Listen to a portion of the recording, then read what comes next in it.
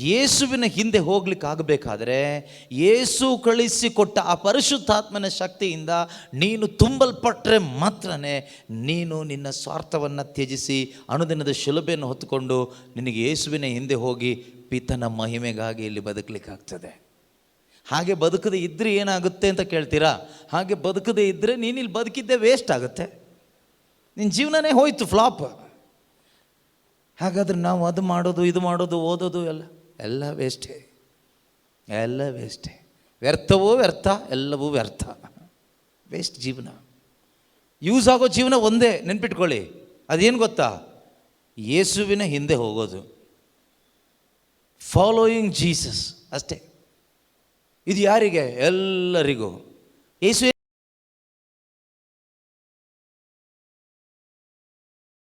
ದೇವರು ಹೇಳ್ತಾರೆ, deny yourself. Want to follow Jesus? ಯೇಸುನ ಹಿಂಬಾಲಿಸ್ಬೇಕಾ? Deny yourself, take up the cross and follow me. ಈಗ ಸರಿಯಾಗಿ ಕೇಳಿಸ್ಕೊಳ್ಳಿ. ಈಗ ಯೇಸು ಸ್ವಾಮಿ ಗೊತ್ತು ಇದು ಸಾಧ್ಯನೇ ಇಲ್ಲ ನಿಮಗೆ ಅಂತ. You cannot do that unless and until you receive the power from God. You cannot deny yourself and take up the cross daily and follow Jesus. ಸ್ವರ್ಗದಿಂದ ಬರುವಂಥ ಆ ಪವಿತ್ರಾತ್ಮ ಶಕ್ತಿ ನಿನ್ನ ಒಳಗಡೆ ತುಂಬಲ್ಪಡದೇ ಇದ್ದರೆ, ಆ ಪರಿಶುದ್ಧಾತ್ಮನ ಶಕ್ತಿ ನಿನ್ನಲ್ಲಿ ಇಲ್ಲದೇ ಇದ್ದರೆ ನಿನಗೆ ನಿನ್ನ ಸ್ವಾರ್ಥವನ್ನು ಬಿಡ್ಲಿಕ್ಕೆ ಆಗೋದಿಲ್ಲ. ಅವಮಾನದ ತಿರಸ್ಕಾರದ ಶಿಲುಬೆಗಳನ್ನು ಹೊತ್ಕೊಳ್ಳಿಕ್ಕೆ ಆಗೋದಿಲ್ಲ ಡೈಲಿ.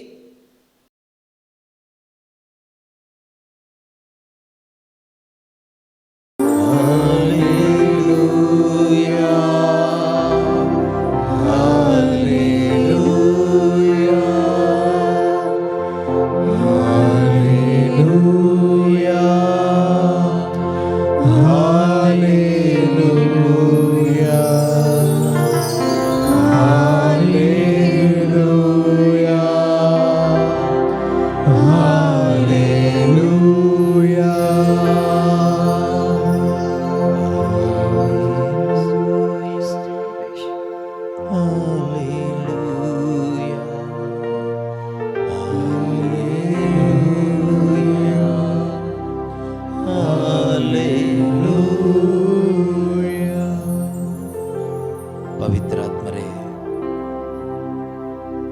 ನಮಗೆ ಬೇಕಾದಂತಹ ಶಕ್ತಿಯನ್ನು ನೀಡಿರಿ.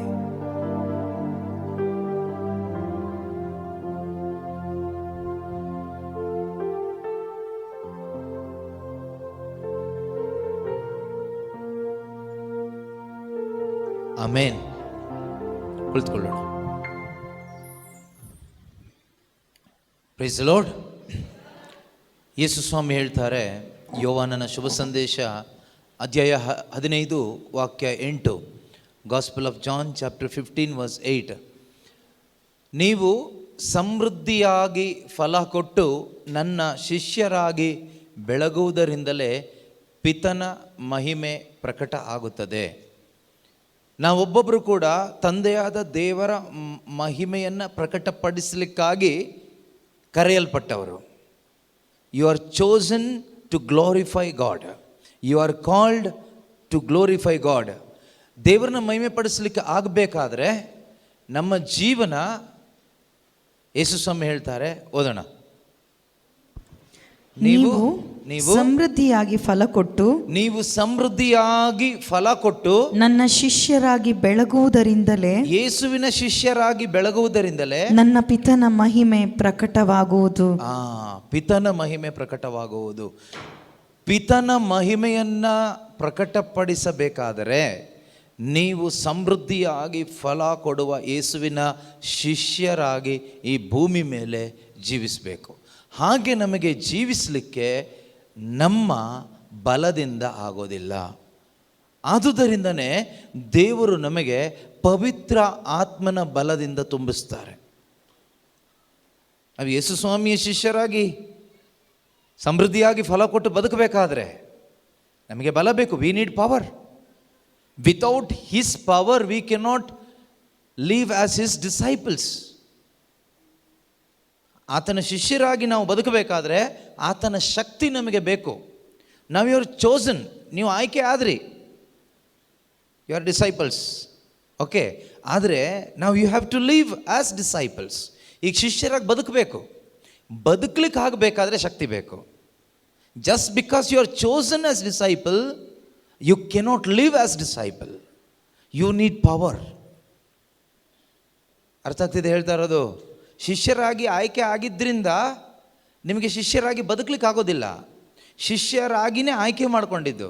ಫಾರ್ ಎಕ್ಸಾಂಪಲ್, ಒಂದು ಕಂಪನಿಗೆ ಅಥವಾ ಆಫೀಸ್ಗೆ ನಿಮ್ಮನ್ನು ಸೆಲೆಕ್ಟ್ ಮಾಡ್ಕೊಳ್ತಾರೆ ಒಂದು ಪೋಸ್ಟ್ಗೆ. ಅದಾದಮೇಲೆ ನೀವು ಆ ಪೋಸ್ಟಲ್ಲಿ ಕೆಲಸ ಮಾಡಬೇಕಾದ್ರೆ you must go through some training. ಕೆಲವೊಂದು ಸ್ಪೆಷಲ್ ಟ್ರೈನಿಂಗ್ ಕೊಡ್ತಾರೆ. 6 months, 3 months, 1 year training period ಇರುತ್ತೆ. ಅದಾದಮೇಲೆ ನಿಮಗೆ ಆ ಒಂದು ಏನು ಪೋಸ್ಟ್ ಇರುತ್ತಲ್ಲ, ಆ ಪೋಸ್ಟಲ್ಲಿ ನಿಮಗೆ ಕೆಲಸ ಮಾಡಲಿಕ್ಕಾಗುತ್ತೆ. ಅದೇ ರೀತಿಯಲ್ಲಿ ಪ್ರೀತಿಯ ಸಹೋದರ ಸಹೋದರಿಯರೇ, ನಮಗೆ ಪೋಸ್ಟ್ ಸಿಕ್ಕಿಬಿಟ್ಟಿದೆ. You are the disciples of Jesus Christ. ನೀವೀಗ ಯೇಸು ಸ್ವಾಮಿ ಶಿಷ್ಯರಾಗಿದ್ದೀರಿ. ಹೇಗೆ? ಬೈ ಬ್ಯಾಪ್ಟಿಸಮ್, ಪಡೆದುಕೊಂಡ ದೀಕ್ಷಾ ಸ್ನಾನದ ಮುಖಾಂತರವಾಗಿ. ನಾವು question, are you able to follow Jesus every day? Baptism ತಗೊಂಡು ಎಷ್ಟು ವರ್ಷ ಆಯಿತು? How many years over after receiving baptism? ಎಷ್ಟು ವರ್ಷ ಆಯಿತು? ಸುಮಾರು ವರ್ಷ ಆಯಿತು. ಓಕೆ, ಯೇಸುನ ಫಾಲೋ ಮಾಡ್ಲಿಕ್ಕೆ ಆಗ್ತಾ ಇದೆಯಾ?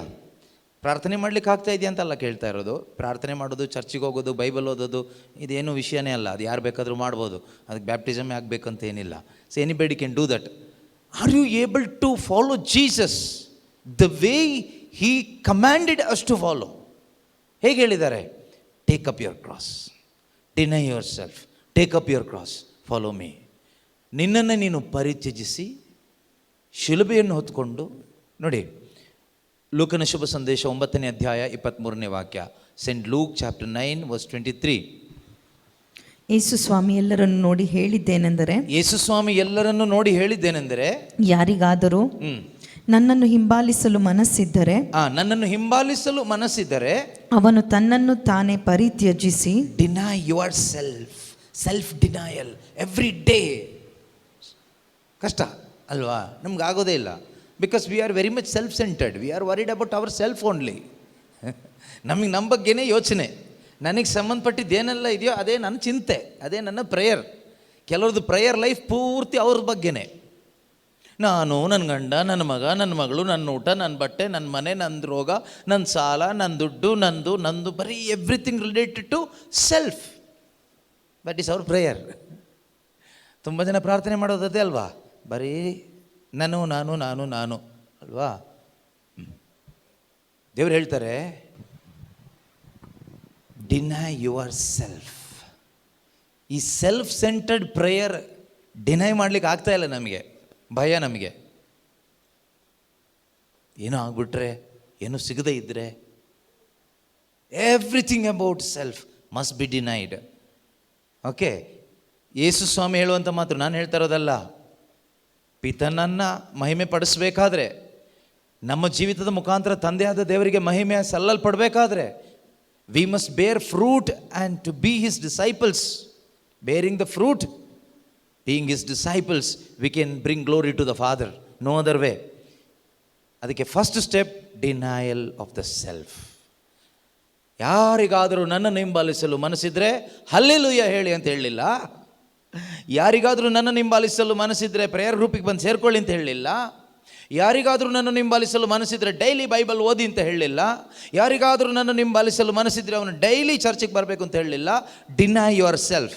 ಯಾಕಂದರೆ ಬೈಬಲ್ ಓದೋದು ಈಸಿ, ಚರ್ಚಿಗೆ ಬರೋದು ಈಸಿ, ಪ್ರೇಯರ್ ಗ್ರೂಪಲ್ಲಿ ಸೇರ್ಕೊಂಡು ಡ್ಯಾನ್ಸ್ ಮಾಡೋದು ಈಸಿ.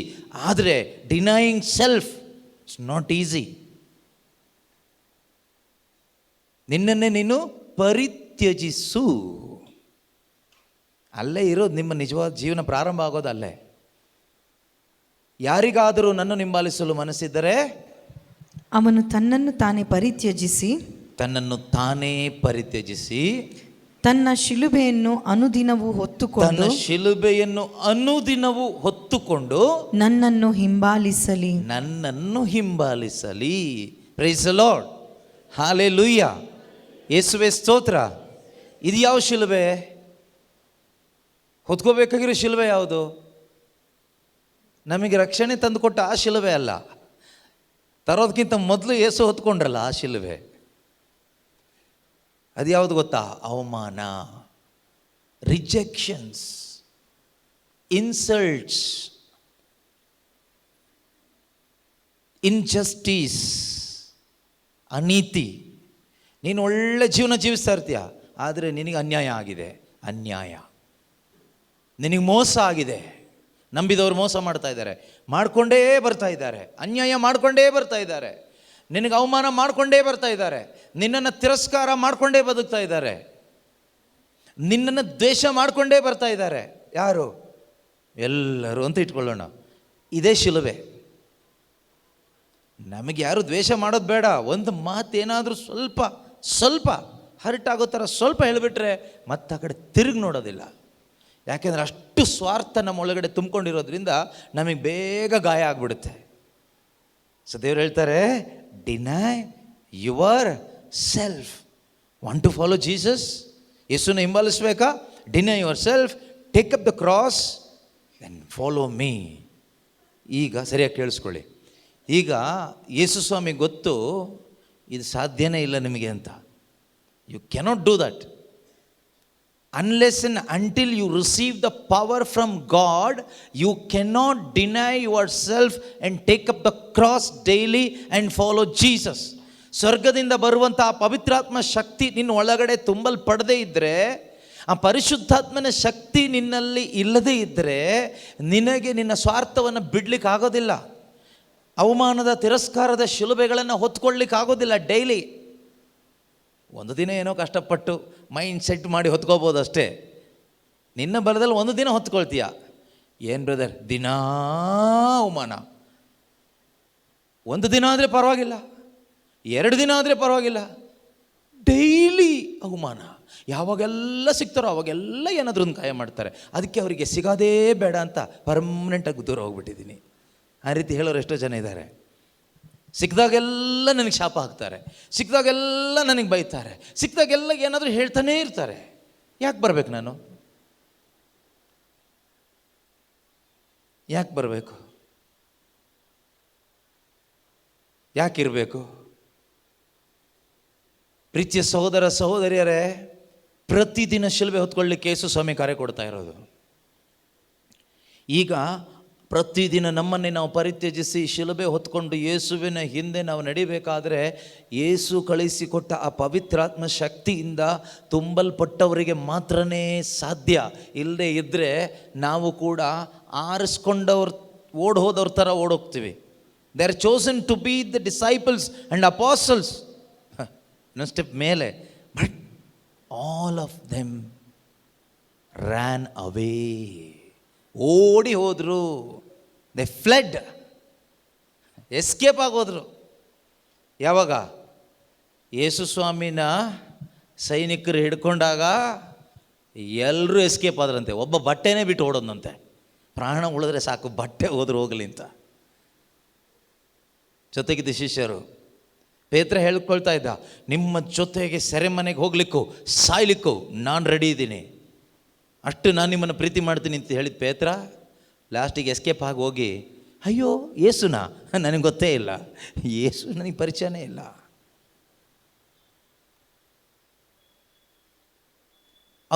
ದೇವರವ್ರನ್ನ ಆರಿಸ್ಕೊಂಡ್ರು. ಯಾಕೆ?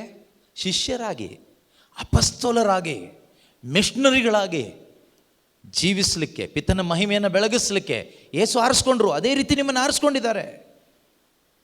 ಆದರೆ ಆ ಆಯ್ಕೆಯಲ್ಲಿ ನೀವಿದ್ದೀರಾ? Are you in that calling? God has chosen you, called you. Are you in that calling today? ಇವತ್ತ ಕರೆಯಲ್ಲಿ ನೆಲೆಗೊಂಡು ಮುಂದೆ ಹೋಗ್ತಾ ಇದ್ದೀರಾ?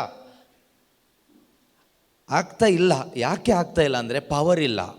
Without power you cannot deny yourself and take up the cross and follow Jesus. You can follow any charismatic brother or sister or father or something, but you cannot follow Jesus. ಯಾವ್ದಾರ charismatic brother ಹಿಂದೆ ಹೋಗ್ಬೋದು, ಅದಕ್ಕೆ power ಬೇಕಾಗಿಲ್ಲ. ಅದಕ್ಕೆ ಸ್ವಲ್ಪ ನಾಟಕ ಮಾಡೋದು ಗೊತ್ತಿದ್ರೆ ಸಾಕು, ಸ್ಮೈಲ್ ಎಲ್ಲ ಕೊಡ್ಲಿಕ್ಕೆ ಗೊತ್ತಿದ್ರೆ ಸಾಕು, ಸ್ವಲ್ಪ ಹಾಗೂ ಹೀಗೂ ನಾಟಕ ಮಾಡೋಕ್ಕೆ ಗೊತ್ತಿದ್ರೆ ಯಾವುದಾದ್ರೂ ಬ್ರದರ್ನ ಪಾಕೆಟ್ಗೆ ಹಾಕೋಬೋದು. ಇನ್ನು ಸ್ವಲ್ಪ ದುಡ್ಡು ಗಿಡ್ಡು ಕೊಟ್ಟರು ಅವ್ರನ್ನೂ ಆ ಥರನೂ ಹಾಕೋಬೋದು. ಇನ್ನು ಸ್ವಲ್ಪ ಟ್ಯಾಲೆಂಟ್ ಇದ್ದರೆ ಅದನ್ನು ಉಪಯೋಗಿಸಿ ಹಾಕ್ಬೋದು. ಆದರೆ ಇದು ಯಾವುದು ಯೇಸು ಹತ್ರ ವರ್ಕೌಟ್ ಆಗಲ್ಲ. ಯೇಸುನ ಪಾಕೆಟ್ಗೆ ಹಾಕ್ಕೊಳ್ಳಿಕ್ಕೆ ಆಗೋದಿಲ್ಲ. ಯೇಸುವಿನ ಹಿಂದೆ ಹೋಗ್ಲಿಕ್ಕೆ ಆಗಬೇಕಾದ್ರೆ ಯೇಸು ಕಳಿಸಿಕೊಟ್ಟ ಆ ಪರಿಶುದ್ಧಾತ್ಮನ ಶಕ್ತಿಯಿಂದ ನೀನು ತುಂಬಲ್ಪಟ್ಟರೆ ಮಾತ್ರನೇ ನೀನು ನಿನ್ನ ಸ್ವಾರ್ಥವನ್ನು ತ್ಯಜಿಸಿ ಅನುದಿನದ ಶಿಲುಬೆಯನ್ನು ಹೊತ್ತುಕೊಂಡು ನಿನಗೆ ಯೇಸುವಿನ ಹಿಂದೆ ಹೋಗಿ ಪಿತನ ಮಹಿಮೆಗಾಗಿ ಇಲ್ಲಿ ಬದುಕಲಿಕ್ಕಾಗ್ತದೆ. ಹಾಗೆ ಬದುಕದೆ ಇದ್ದರೆ ಏನಾಗುತ್ತೆ ಅಂತ ಕೇಳ್ತೀರಾ? ಹಾಗೆ ಬದುಕದೆ ಇದ್ದರೆ ನೀನಿಲ್ಲಿ ಬದುಕಿದ್ದೇ ವೇಸ್ಟ್ ಆಗುತ್ತೆ, ನಿನ್ನ ಜೀವನನೇ ಹೋಯ್ತು, ಫ್ಲಾಪ್. ಹಾಗಾದ್ರೆ ನಾವು ಅದು ಮಾಡೋದು ಇದು ಮಾಡೋದು ಓದೋದು ಎಲ್ಲ ವೇಸ್ಟೇ, ಎಲ್ಲ ವೇಸ್ಟೇ. ವ್ಯರ್ಥವೋ ವ್ಯರ್ಥ, ಎಲ್ಲವೂ ವ್ಯರ್ಥ, ವೇಸ್ಟ್ ಜೀವನ. ಯೂಸ್ ಆಗೋ ಜೀವನ ಒಂದೇ, ನೆನ್ಪಿಟ್ಕೊಳ್ಳಿ. ಅದೇನು ಗೊತ್ತಾ? ಯೇಸುವಿನ ಹಿಂದೆ ಹೋಗೋದು, ಫಾಲೋಯಿಂಗ್ ಜೀಸಸ್ ಅಷ್ಟೇ. ಇದು ಯಾರಿಗೆ? ಎಲ್ಲರಿಗೂ. ಯೇಸು ಏನು ಹೇಳ್ತಾರೆ? Go and make few people my disciples. ನೀವು ಹೋಗಿರಿ, ಕೆಲವು ದೇಶಗಳ ಜನರನ್ನು ನನ್ನ ಶಿಷ್ಯರನ್ನಾಗಿ ಮಾಡಿ ಅಂತ ಹೇಳಿದ್ರಾ? ಏನು ಹೇಳಿದ್ದಾರೆ? ಗೋ and make all people, all Nations, all people my disciples. ಹೋಗಿ ಸಕಲ ದೇಶದ ಜನರನ್ನು ಅಥವಾ ಎಲ್ಲ ಜನರನ್ನು ನನ್ನ ಶಿಷ್ಯರನ್ನಾಗಿ ನೀವು ಮಾಡಿ. ಈಗ ನಿಮ್ಮ ಕೆಲಸ ಏನು ಗೊತ್ತಾ? ಧ್ಯಾನ ಮುಗಿಸಿ ಹೋಗಿ ನಿಮ್ಮ ಕೆಲಸ ಏನು ಗೊತ್ತಾ? ಕತೆ ಹೇಳ್ತಾ ಕೂತ್ಕೊಳ್ಳೋದಲ್ಲ, ಸಿನಿಮಾ ನೋಡೋದಲ್ಲ. Your duty making others to be the disciple of Jesus Christ. ನೀವು ಹೋಗೋದು ನಿಮ್ಮ ಫ್ಯಾಮಿಲಿಯಲ್ಲಿರೋರನ್ನ, ಎಲ್ಲೆಲ್ಲಿದ್ದಾರೋ ಎಲ್ಲರನ್ನೂ ಯೇಸುವಿನ ಶಿಷ್ಯರನ್ನಾಗಿ ಮಾಡಬೇಕು. ನಿಮ್ಮ ಶಿಷ್ಯರನ್ನಾಗಿ ಅಲ್ಲ, ಯೇಸುವಿನ ಶಿಷ್ಯರನ್ನಾಗಿ ಮಾಡಲಿಕ್ಕೆ ಆಗಬೇಕಾದ್ರೆ ನಮ್ಮೊಳಗಡೆ ಆ ಪವರ್ ಬೇಕು, ನಮ್ಮೊಳಗಡೆ ಆ ಪರಿಶುದ್ಧಾತ್ಮನ ಶಕ್ತಿ ಬೇಕು. ಹಾಗಿದ್ದರೆ ಮಾತ್ರನೇ. ಯಾಕೆಂದರೆ ಯೇಸು ಸ್ವಾಮಿ ತಮ್ಮ ಶಿಷ್ಯರಿಗೆ ಹೇಳ್ತಾರೆ, ಈ ಶಕ್ತಿಯಿಂದ ತುಂಬಲ್ಪಡದೆ ನೀವಿಲ್ಲಿಂದ ಹೋಗಬೇಡಿ. ಹೋದರೆ ನಿಮಗೆ ಶಿಲುಬೆ ಹೊತ್ಕೊಳ್ಳೋಕ್ಕಾಗಲ್ಲ, ಓಡಿ ಬರ್ತೀರಿ. ಅವಮಾನ ತಿರಸ್ಕಾರ ಸಹಿಸ್ಕೊಳ್ಳೋಕ್ಕಾಗೋದಿಲ್ಲ, ಓಡಿ ಬಂದುಬಿಡ್ತೀರಿ ಭಯಪಟ್ಕೊಂಡು. ನಿಮ್ಗೆ ಯೇಸು ಬಗ್ಗೆ ಹೇಳಲಿಕ್ಕೆ ನಾಚಿಕೆ.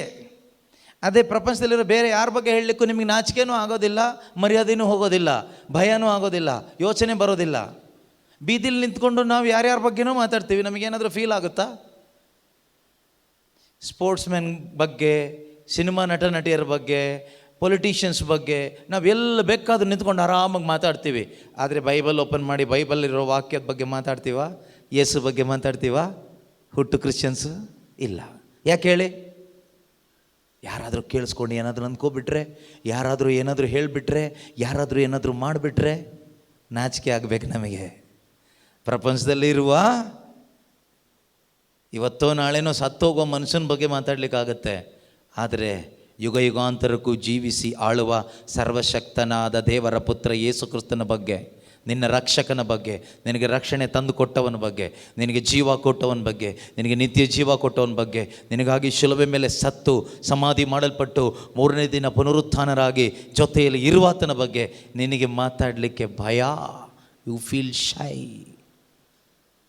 ನಾಚಿಕೆ, ಕೀಳರಿಮೆ. ನಾನು ಹೇಳ್ತಾ ಇರೋದು ಸಿಕ್ಕವರಿಗೆಲ್ಲ ಹೇಳಿ ಅಂತಲ್ಲ, ಇಬ್ಬರು ನಿಂತ್ಕೊಂಡು ಡಿಸ್ಕಸ್ ಮಾಡಲಿಕ್ಕೆ ನಮಗೆ ನಾಚಿಕೆ. ಕಾರಣ ಏನು ಅಂದರೆ ನಮ್ಮೊಳಗಡೆ ಪವರ್ ಇಲ್ಲ. ನಿಮ್ಮ ಫಿಸಿಕಲ್ ಪವರಿಂದ, ಮೆಂಟಲ್ ಪವರಿಂದ ಯೇಸು ಬಗ್ಗೆ ಹೇಳಲಿಕ್ಕೆ ಆಗೋದಿಲ್ಲ. You need another power, power from above, ಮೇಲಿನಿಂದ ಬರುವ ಶಕ್ತಿ, ಪರಿಶುದ್ಧಾತ್ಮನ ಶಕ್ತಿ. ಆ ಒಂದು ಅನಾಯಿಂಟಿಂಗ್, ಆ ಒಂದು ಅಭಿಷೇಕ ನಮ್ಮೊಳಗಡೆ ಇರುವಾಗ ನಮಗೆ ಬೋಲ್ಡ್ನೆಸ್ ಬರುತ್ತೆ, ಧೈರ್ಯ ಬರುತ್ತೆ, ನಮ್ಮಲ್ಲಿರುವ ನಾಚಿಕೆ ಹೋಗುತ್ತೆ, ಕೀಳರಿಮೆ ಹೋಗುತ್ತೆ. We start sharing the gospel with others. We start sharing about Jesus with others. ಯೇಸುವಿನ ಬಗ್ಗೆ ಶುಭ ಸಂದೇಶವನ್ನು ಬೇರೆಯವರಿಗೆ ನಾವು ಹೇಳ್ತೀವಿ, ಸಾರ್ತೀವಿ, ಕೊಡ್ತೀವಿ. ಯಾವಾಗ? ಈ ಶಕ್ತಿ ನಮ್ಮಲ್ಲಿ ತುಂಬಲ್ಪಟ್ಟಾಗ. ಅದಕ್ಕೆ ಯೇಸು ಶಿಷ್ಯರಿಗೆ ಹೇಳ್ತಾರೆ, ಈ ಶಕ್ತಿಯಿಂದ ನೀವು ತುಂಬಲ್ಪಡುವವರೆಗೂ ಈ ಸ್ಥಳವನ್ನು ಬಿಟ್ಟು ಹೋಗಬೇಡಿ. ಈಗ ಈ ಶಕ್ತಿಯಿಂದ ತುಂಬಲ್ಪಡಬೇಕಾದ್ರೆ ಏನು ಮಾಡಬೇಕು? ಯೇಸು ಸ್ವಾಮಿ ಏನು ಹೇಳ್ತಾರೋ ಅದನ್ನೇ ಮಾಡಬೇಕು. Acts of the apostles chapter 1 verse 4, ಪ್ರೇಷಿತರ ಕಾರ್ಯಕಲಾಪ ಅಧ್ಯಾಯ 1:4. Acts chapter 1 verse 4. ಅಲ್ಲಿ ಯೇಸು ಸ್ವಾಮಿ ಏನು ಹೇಳ್ತಾರೋ ಆ ಶಿಷ್ಯರಿಗೆ ಅದನ್ನೇ ನಮಗೂ ಹೇಳ್ತಾ ಇದ್ದಾರೆ. Same thing we need to do. ನೀವು ಜೆರುಸಲೇಮನ್ನು ಬಿಟ್ಟು ಹೋಗಬೇಡಿ. ನೀವು ಜೆರುಸಲೇಮನ್ನ ಬಿಟ್ಟು ಹೋಗಬೇಡಿ, ನೀವೆಲ್ಲ ಹೋಗಬೇಡಿ. ನಾನು ನಿಮಗೆ ತಿಳಿಸಿದಂತೆ ನನ್ನ ಪಿತನು ವಾಗ್ದಾನ ಮಾಡಿರುವ ವರಕ್ಕಾಗಿ ಕಾದುಕೊಂಡಿರಿ. ನನ್ನ ಪಿತನು ವಾಗ್ದಾನ ಮಾಡಿದ ಆ ವರಕ್ಕಾಗಿ ಕಾದುಕೊಂಡಿರಿ. ಏಕೆಂದರೆ ಏಕೆಂದರೆ ಯೋವಾನನು ನೀರಿನಿಂದ ಸ್ನಾನ ದೀಕ್ಷೆ ಕೊಡುತ್ತಿದ್ದನು. ಓಕೆ, ಯೋವಾನನು ನೀರಿನಿಂದ ಸ್ನಾನ ದೀಕ್ಷೆ ಕೊಡುತ್ತಿದ್ದನು. ಆದರೆ ಇನ್ನು ಕೆಲವೇ ದಿನಗಳಲ್ಲಿ ನೀವು ಪವಿತ್ರಾತ್ಮ ಅವರಿಂದ ದೀಕ್ಷಾ ಸ್ನಾನ ಪಡೆಯುವಿರಿ. ನೀವು ಪವಿತ್ರಾತ್ಮ ಅವರಿಂದ ದೀಕ್ಷಾ ಸ್ನಾನ ಪಡೆಯುವಿರಿ. ನೋಡಿ, ಇಲ್ಲಿ ಯೇಸು ಹೇಳ್ತಾ ಇರೋದು, ಇದನ್ನು ಪಡ್ಕೊಳ್ಳಿಕ್ಕೆ ನಾವು ಮಾಡಬೇಕಾಗಿರೋದು ಒಂದೇ ಕೆಲಸ, ಕಾದುಕೊಂಡಿರಿ. ವೆಯ್ಟ್.